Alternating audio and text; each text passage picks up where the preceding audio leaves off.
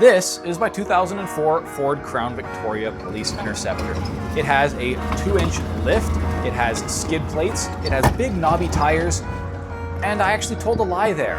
It is not mine anymore. I sold it. I loved that car, but I was ready to move on. In this video, I'm gonna go over why and what I would do differently if I were to have another Crown Victoria experience. Let's get into it. Really quick, here's a list of features that this car has that the Crown Victoria does not. This, that,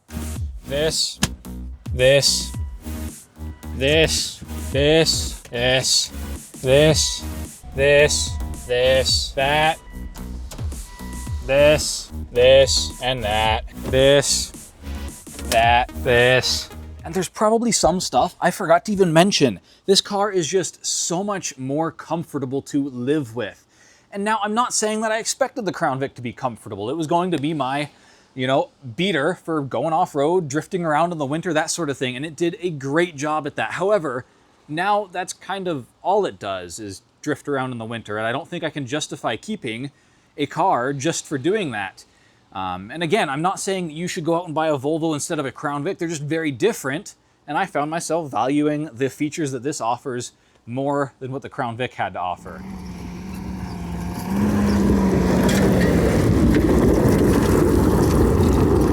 In addition to the Volvo, if we just look over here, you'll see that we have this beautiful automobile. This belonged to my grandpa for 20 years before I inherited it, and it means so much to me. But not only that, it's a big body-on-frame old car, which is what the Crown Vic's kind of famous for, and I just like this thing a lot better. It's a lot nicer to drive.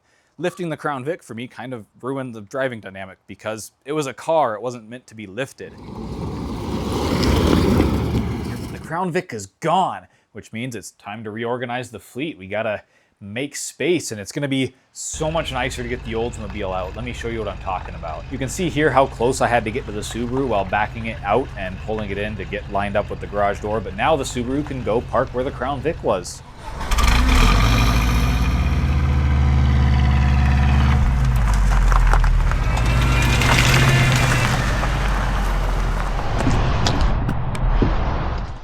Backing in and out is a breeze. I mean, look at the speed that that guy's carrying.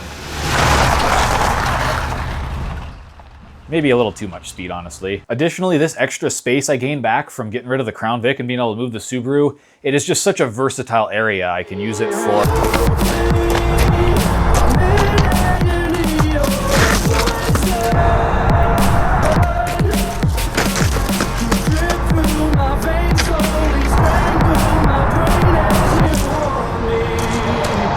I don't know what he's doing, but he looks pretty happy, so it is nice to have that space in the driveway back, I guess.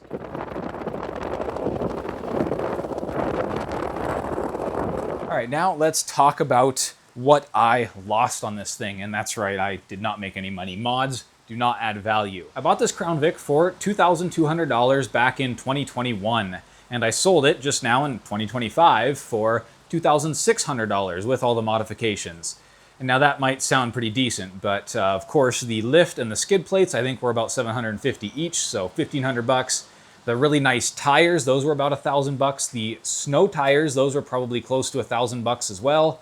And so that gets you up to about $3,500, and then subtract $400 for that for what I made. I lost roughly $3 grand on this car over my 4 years of ownership, which hey, that's not too bad for all the fun I had in it. Now, as for the guys who bought it, I was really happy with who showed up and took it home. It was a couple of younger guys, I would say late high school, maybe early college, and they seemed really excited about the car. They knew it needed a few things, and they seemed like they had the enthusiasm to replace the bushings that needed replacing, get rid of the clunks, and go out and have fun with it, which, of course, I had just lost that enthusiasm, which is why I sold it. So I also realized I left my sticker on there, the one with my channel name, so maybe they're watching this right now, in which case, I hope you're enjoying the car. I hope it serves you well. And also, I hope you don't hate me too much for what I put it through.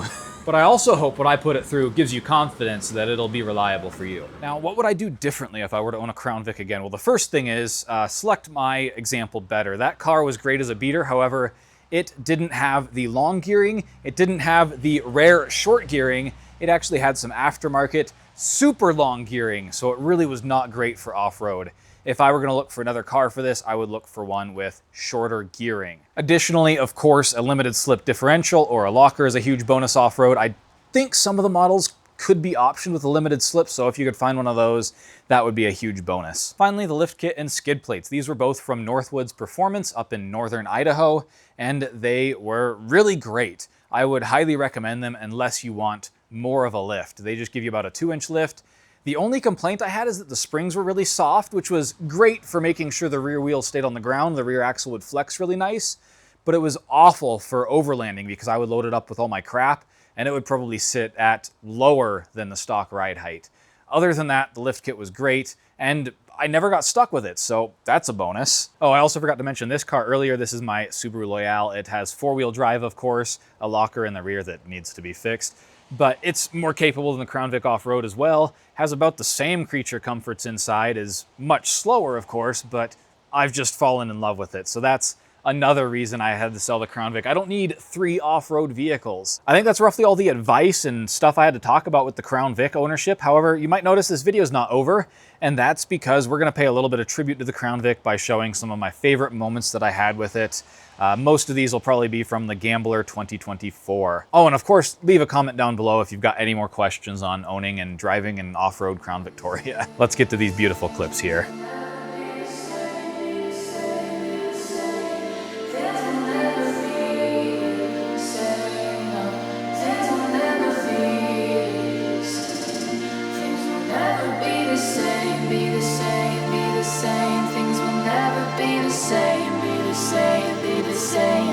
Things will never be the same, no.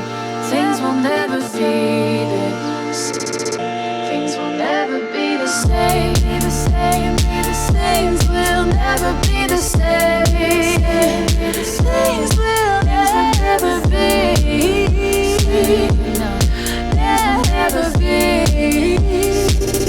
Things will never be the same, be the same, be the same. Things will never be the same, be the same, be the same. Things will never be the same, never be.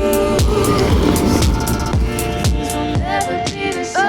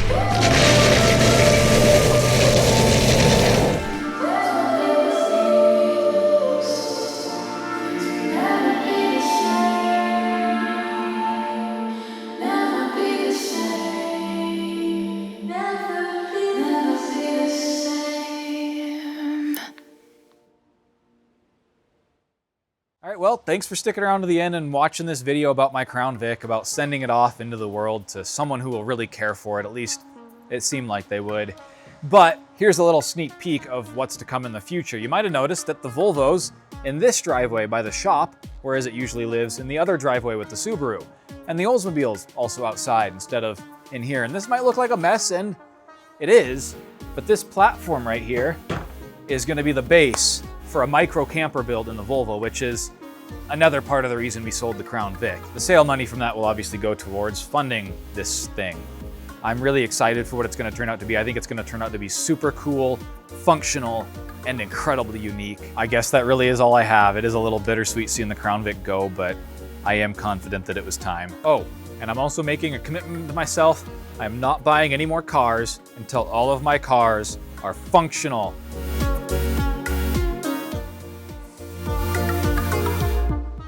We'll see if I can stick to that.